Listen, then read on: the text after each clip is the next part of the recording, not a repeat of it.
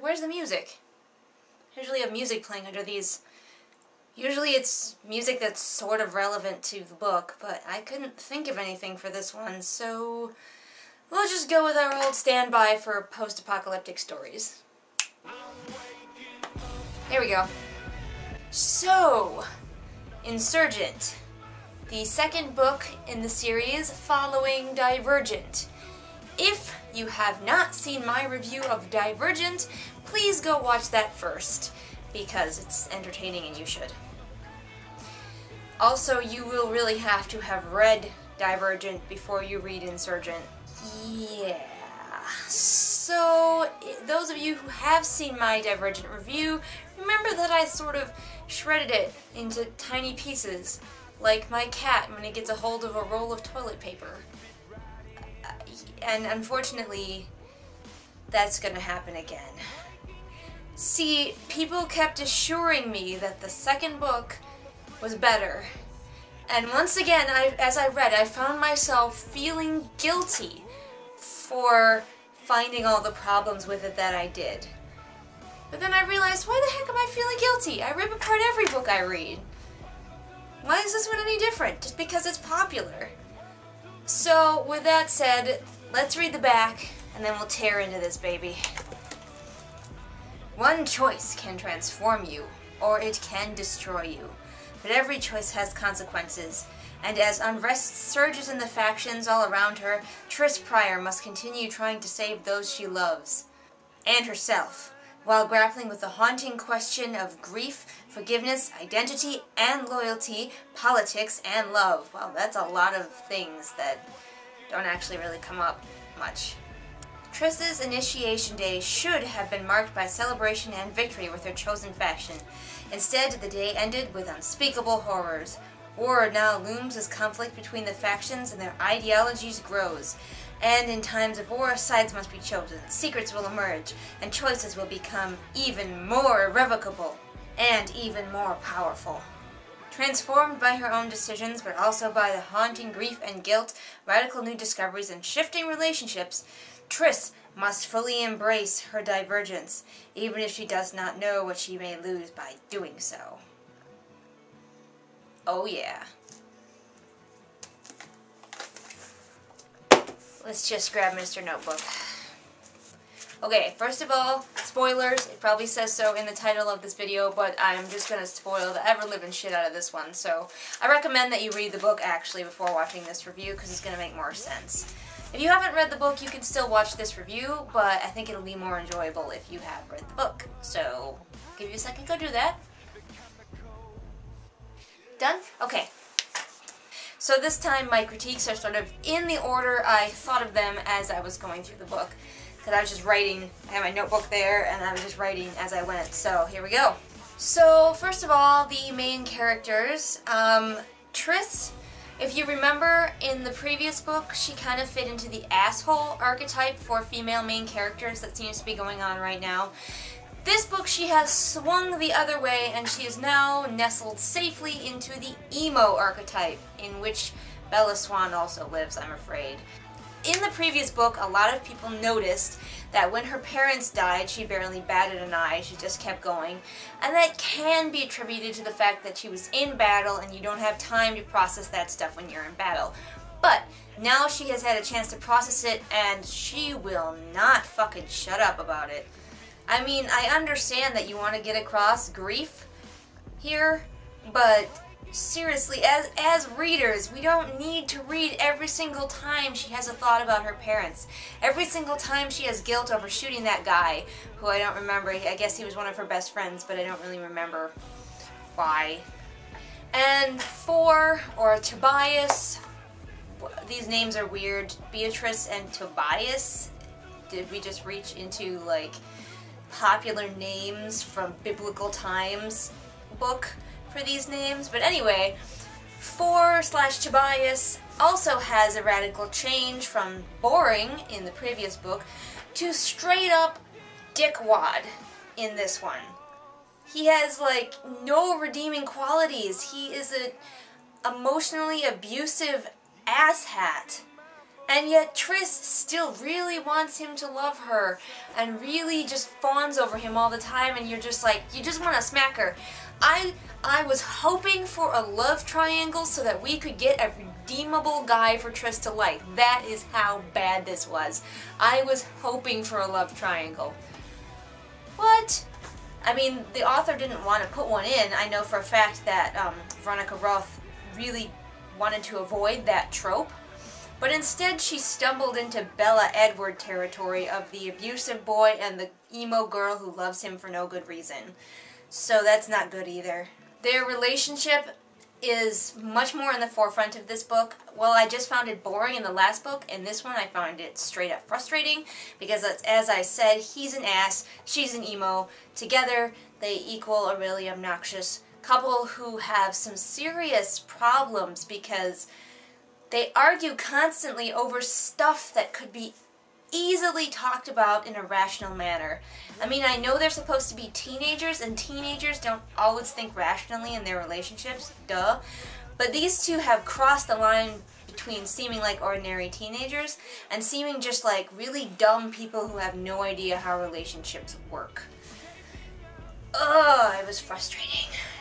But I will say that when Triss is drugged or high or whatever happens to her in that one faction, the one where everybody has to be nice, they like give her a drug that makes her nice, and they give her too much so she's just like pleasantly high, and it was hilarious. That was seriously my favorite part of the book. This bothered me the whole beginning of the book. Why doesn't Triss try to find out what is inside the hard drive? She's got this hard drive and she's like, I can't ever look at it because it will incriminate me and show that I killed what's-his-nuts and my parents are dead because of me. But wouldn't it be more important to open the hard drive and find out how the simulation works? You'd think that would be really important. I mean, even if you don't have any of the Smarty Pants faction, I'm just going to give them all my own dumb names.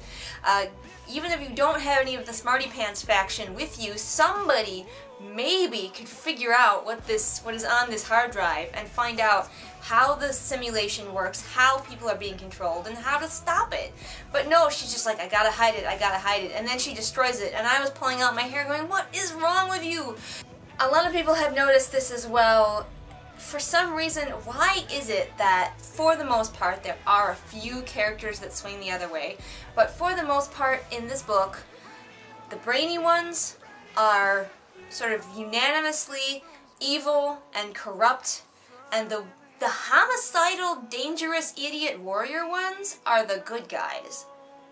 Because in the last book, the warrior faction struck me as just plain stupid in the way that it runs. It encourages people to kill themselves, kill each other, they seem like bad guys.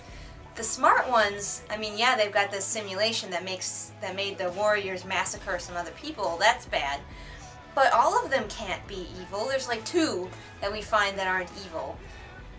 But, maybe 3. But it's like, what does the author have against smart people, and why does she think bravery is a better quality than intelligence? Maybe she doesn't, maybe she just wants to have a cut and dry, black and white, these are evil, these are good, even though her story is supposed to be all about gray areas. So, I'm looking at you, Veronica Roth. And, of course, Triss is still the specialest of all the special flowers out there. We find that there are a lot more Divergent out there, and we find that a lot of them are in the factionless, like, clans. And I thought we were going to be spending a lot more time with the other Divergent, but they're just sort of like, yeah, we have them, okay, bye! Because Triss is the most special out of all the special people that there are, because she has 3 personality types. Holy shit! And so, like, she can resist things like the truth serum, and she can resist, you know, all the simulations and everything, and it's just like, oh my gosh, I'm so sick of her and her perfectness. Excuse me while I go over here and be awesome while the rest of you are stuck with just like 1 or 2 personality types. A couple of isms that I noticed the author had at this point. Triss presses her lips together a lot. Picture her walking around like all the time. And 4's eyes are blue. I know they're blue because the author fucking tells us this every time 4's eyes are mentioned. I get it. They're blue. Some of the bad guys in this book, they were just like one step away from all tenting their fingers and laughing evilly. I was kind of face-palming a little bit. This book is supposed to be about gray areas. Speaking of gray areas, gray equaling bland, Triss, having her 3 personality types, is supposed to also be smart. Everyone keeps being like, oh, what do we do? What do we do? Let's get Triss over here. She'll know. She's the smart one. But unless everyone else is catastrophically brain damaged, Triss is not the smart one. Like, they bring her over and they're all like, tell us what to do, tell us what to do. And she thinks for a few seconds and she comes up with an answer that literally anyone, 12-year-olds reading this book, could have come up with. And I just facepalm so hard. I'm like, this girl right here, she's your trump card, your genius one. You guys are screwed. Screwed. I mean, they keep acting like she's some sort of fucking tactical genius that's gonna be like Sun Tzu over here and just figuring out everything. And she's just like, okay, well, I think that they would do this. And it turns out that's what they do because the book says that Triss is smart. And of course, there's that whole thing at the beginning where Triss is constantly trying to get herself killed or sacrifice herself nobly for the cause. But honestly, I didn't even notice. Like, 4 kept saying that's what she was trying to do. But the beginning of the book was kind of boring, and I think my brain must have just glossed it over because I don't remember, like, any of those things he was talking about. He's like, you keep trying to get yourself killed, and I'm like, how? She's mostly just going to different places with other people a lot of the time. Seems normal for a hero of a book to be doing things. And of course, because she's the specialist of all the special flowers that there are, she has to get kidnapped at some point so she can also be a damsel. Hooray, let's get all of our female character tropes into one book if we can. So the bully character, at the end of the last review I mentioned that he was still alive for whatever reason, and I hoped that he was explored and developed in the next book. And I sort of got my wish. I mean, he is way more interesting than 4 or... I almost called her Katniss. Triss. Katniss is better than Triss, even though Katniss annoys me a lot. Triss is way worse. But anyway, the bully character is a mercenary now, for some reason. I would have liked to have seen him develop, instead of just being told, oh yeah, I suddenly care about owing people things and I'll do what you want for the right price. Just really random, came out of nowhere, like, huh? Now we are at the point in my reading where Triss's brother betrays her, and I was expecting her to go off on another one of her long-ass tangents like she was always doing with her parents, like, oh no, my brother's a traitor, I can't deal with it, emo spilling everywhere, and it was like 2 sentences, and she was over it, and it's like, but your relationship with your brother was one of the good things earlier in the book. That is something that I noticed and I liked, was that she had a good relationship with her brother. And then he betrays her and she's like, oh no! And she never emotes about it again. And she is the queen of emoting in this book. So I don't know what was up with that. I guess we're just not supposed to care. Just a quick aside, why do the Smarty Pants faction all wear glasses? Do they all need corrective lenses? Do they wear them because they're hipsters? Do they wear them because they're forced to? Like, a lot of the factions are forcing people to do things, so they have to wear glasses whether they need them or not. And what happens if you need corrective lenses and you're a warrior? Are you just shit out of luck? You just have to be a blind person with a giant gun? Or do you get to wear contact lenses? Do all the other factions get to wear contact lenses and the Smarty Pants ones have to wear glasses because stereotypes? Okay, this part of the book bothered me way more than it should, but what the holy hell was up with the Shadow Link fight that Triss had with herself near the end? What was that? I'm like way too concerned about this, but I was just like, is this a simulation? Why can't she resist it? Does everybody who comes in here have to fight themselves? I'm pretty sure this is a really clumsy metaphor, and I mean clumsy with a capital everything, it's all in caps, a metaphor for her having to get over her own difficulties, you know, her own barriers. It was just the most awkward, bizarre thing I have experienced in a very long time in anything from books to movies to video games. It made no sense, came hell out of nowhere. Why would you have a security system that, like, instead of just killing the person with the poison or something, is like, now you have to fight yourself, and I guess if you win and you're worthy, you get to come into the secret lab? What? My brain, it melted at that point. It's on a puddle on the floor somewhere, because what even was that? So we got to the end, and the big reveal happened, and it wasn't zombies, and I was so sad. I really wanted it to be zombies, you guys. So it turned out, which was my other prediction, that they are just living in a fenced-in community, and the rest of the world is carrying on outside of it. Now here's the thing. We are meant to believe that the rest of the world carrying on outside is just one big world of war and chaos, and basically Drowned Cities levels of chaos going on out there. But that's not what I got from it. What I got from it is all of those, you know, those documentaries that show how we're destroying our world, you know. They show pictures of war, they show pictures of starving children, they show pictures of attacks and violence and needless violence and everything, but that's not all that's going on in our world. As you know, there's beautiful art being created, great acts of kindness being done. But that's not shown because it's propaganda. It's trying to get you to see only the evil in the world, and I think that's what's going on, is the rest of the world. We are the rest of the world that's going on, while Triss and her little gated community are living out their internet quiz personality test lives. I mean, think about it. We are living in a world that is very violent. Random acts of violence, horrible murders and everything are going on. The U.S. is hopefully very soon going to be no longer at war after the longest war we have ever participated in. So, yeah, it's crazy, and I think that's what's going on. So, at some point in this, like, alternate reality, people decided that they were going to split off into this gated community wherein they would all choose one personality type that they wanted to be, and then be that until... This is why this doesn't make any sense. Because Divergence is revealed to be an actual, like, something in a person's brain. I'm pretty sure that's what they were getting at with that sort of third grade science thing that they did for a while.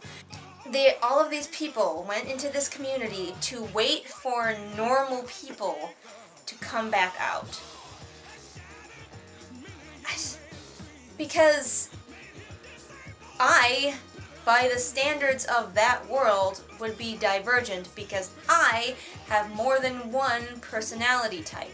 And so they are basically sending somebody like me into there, making me choose a personality type to fit into, and then making me wait around until someone is born who is the same as I was when I went in. And it's pretty clear that most of the factions are using artificial means, which I called it something in the water. It's not in the water, it's in the bread. Whoa. Using artificial means to make people have the personalities that they want. You know, the truth serum forces people to be truthful. There's that drug that makes Triss high and delightful to read about, which, you know, makes people pleasant and nice and all friendly all the time. I don't know what the erudite used. Maybe there's something in the glasses. Maybe that's why they all have to wear glasses. They've all got, like, evil Google glasses on. And the warrior ones are clearly brainwashed similar to the way that they brainwash child soldiers, and yet these are supposed to be the good guys. It leaves me with a very icky feeling and a very confused feeling. This world is so flawed, which is why I really wanted it to be something like Zombies, where they had to withdraw into a gated community, and then all this personality stuff maybe happened later after they were all in there and all, like, having all these clashes of characteristics and whatnot. So I had been hoping that that would be the case, and there would be something, not necessarily zombies, maybe a bomb destroyed the rest of the world or something. Something that forced them in there besides just humanity, because I don't feel like the rest of the world is this war-torn place where everyone is evil and hates each other. I think the rest of the world is just this. It's what we're living in right now. So I don't understand. Maybe I'm wrong. Maybe in the third book, when I'm sure Triss will get out of her gated community and out into the world with the other Divergent who are not as special as she is, she will find it to be just like, you know, Drowned City's level of destroyed, fucked up place. But my money right now is on it being like our normal world. So we'll see. I'll probably check out the third book eventually. I don't think not gonna like pounce on it the second it comes out, because I don't care that much. But I'll check it out eventually for you guys and see what is going on, because I'm still curious about this messed up world and how that's gonna work out. I don't care about the characters, like, at all. I don't care what happens to them. And neither does the author, because she's just killing them off willy-nilly. She brings up all these characters and then offs them, so much so that I didn't care. Like, if you kill that many people, we become desensitized and don't care anymore. So you gotta be really careful with that balance as an author. Yeah, so it's gonna be interesting. Wait and see what's up with that. I think the third book is out now. I haven't even checked. Anyway, thank you all for hanging out for this review. And I will see you all next time in Bookland, when I think I'm going to be reviewing a book that I actually like. I know they exist.